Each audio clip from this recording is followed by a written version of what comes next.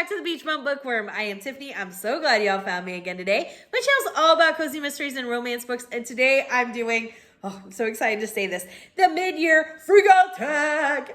Oh, I've been watching these videos nonstop, and I'm like, okay, I got to get this made. I know I'm a little late. Better late than never, I say.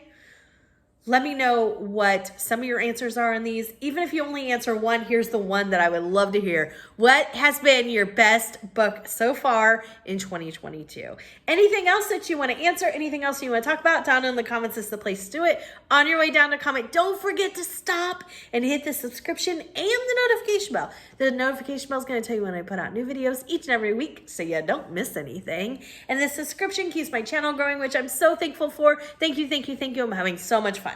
All right, let's just get into it. I will say I'm doing this totally off the cuff, so we will just have to see how this goes. The first best book you've read so far in 2022. I am going to go with A Crafty Crime. This is the first book in the Stony Brook Cozy Mystery series by Erin Scott. I absolutely loved everything about it. Our main character, Hadley, makes jams and jellies for the farmer's market. I'm really into like canning and that sort of thing. I love that. The farmer's market.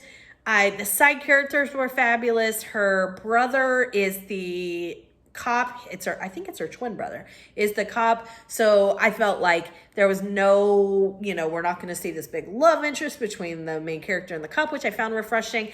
I just loved everything about it. Best read so far as of right now.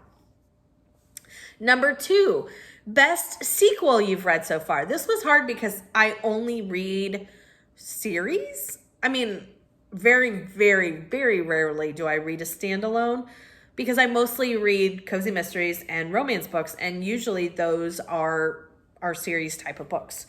And I'm further along in most series than book 2. I'm either just started a new series or I'm way further along.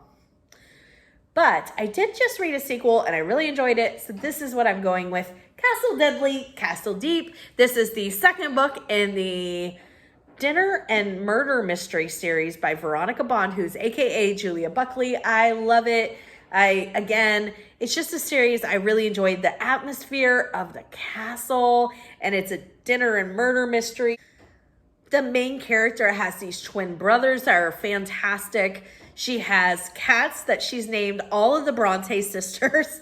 Really, really enjoyed it. I will say this one, there were a couple things that I hope moving forward change. There was this really annoying riff almost, but nobody would talk it over between the main character and her love interest. So Nora, and I believe his name is Dash, and I just felt like it was really unneeded and really frustrating on both ends. They did things that just annoyed me. And I hope that moving forward, it either has resolved itself or they're just not together, because I just didn't enjoy it. The other thing was, I did think that there were points where it was really hard. So it's a dinner and murder mystery, which was really fun. I happen to love anything like that. So I was so obsessed with starting this series and I haven't been let down. But so they're doing a play within the book, and sometimes it was hard to know if it was the real dialogue between characters or if it was like part of the play, which made it confusing at times. Overall, I gave it 4 cups of coffee. I cannot wait to read the next one. I am loving that series. New release you haven't read yet but want to. Good question. So I'm going to go with, A Deadly Summer Night. Put it right here. This is the first book in the Catskills Resort Cozy Mystery series by Vicki Delaney. I will be reading it, I think, next week, and I am so excited. It's one of my most anticipated. Really looking forward to it. Number 4, most anticipated release for the second half of 2022. And I honestly cannot answer this. I never look far enough into the future to answer this kind of question. I do monthly releases, monthly release videos, so I do research, but it's usually right in that moment. I don't know further out. But I have a lot of cozies that I'm hoping we see new releases from in 2022 in the second half. Does that count?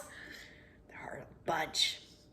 Number 5, biggest disappointment. Oh, this one, I hate answering these kind of questions. It just makes me feel bad. I don't like, anyways, but I will say my biggest disappointment, if I'm being honest, is It Takes Two to Mango. I didn't even end up finishing this, so it probably shouldn't count. But it was my biggest disappointment. I was so disappointed because I was going in thinking I would absolutely love it. I'm always excited to see kind of new and different themes within cozies, and this takes place on an island, and there was just so many things I was so excited for, and it did not work for me. Not the island, other things, and it didn't work for me. Number 6, biggest surprise. This is the Gethsemane Brown series. I've read the first 2 by Alexa Gordon. The first one is called Murder in G Major. I loved this. It's a cozy mystery series about a classical musician. I was really surprised I liked it as much as I did. I'm not a big classical music fan. There's a ghost in this series. Y'all know I'm not a big paranormal fan, but it all worked, and it worked well, and I loved it. Really, my biggest surprise in 2022 for reads. Number 7, new favorite author. I'm going to have to say Laura Levine. She writes the Jane Austen Cozy Mystery series. I think the first book is called This Pen for Hire. I'll put it up here, whatever the first one is. I've read through the first 10 now. I absolutely love it. It's such a hysterical series. It's become a comfort read for me. And she really has been one of my best new favorite authors. I really enjoyed it. Number 8, newest fictional crush. And I'm going to have to go with Grady from The 2-Date Rule, which is one of the romances that I read this year by TAWNA FENSKE. He was just so, just this big marshmallow, and I loved him, and he's a smoke jumper, which is really, I don't know, I really, really enjoyed his character. So number 9 is newest favorite character, and I'm gonna have to say that's Kobe from the Books and Biscuits Cozy Mystery series. The first book is called Body and Soul Food. He is one of the twins, Keaton and Kobe. He was such a just sweet guy. I really, really loved all his empathy, and I loved his character. I really, really enjoyed him. Number 10, book that made you cry. I have not cried in a book this year. I cry at movies all the time, but I guess with the books that I read, when a series ends, sometimes I cry, but an actual book, I don't know that I can think of one this year that's made me cry. Number 11, book that made you happy. Oh my gosh, all of them. Seriously, I really mean all of them make me happy, and it's why I read. A book that made me happy. But I'm going to go with, again, I've said this answer already, but the Jane Austen series. Those books make me so happy. Like I said, it's a comfort read, so I get so happy when I read, and her cat, Prozac, his little thoughts, and the emails between her parents are one of my favorite parts of the series. The whole thing makes me happy. Number 12, favorite book to movie adaptation that you've seen so far this year. I have not watched a single movie adaptation of a book. I don't know that I plan to. Usually because I get irritated. And I don't watch that many movies. Number 14, most beautiful book you bought this year. I don't buy a lot of books. I buy the services to read a lot of books, and I use the library a lot. But the cover I'm going to go with that I think is the most beautiful is Muscled Out. It's the 3rd book in the main Clam Bake series by Barbara Ross, and it just is beautiful. That's it. It's amazing.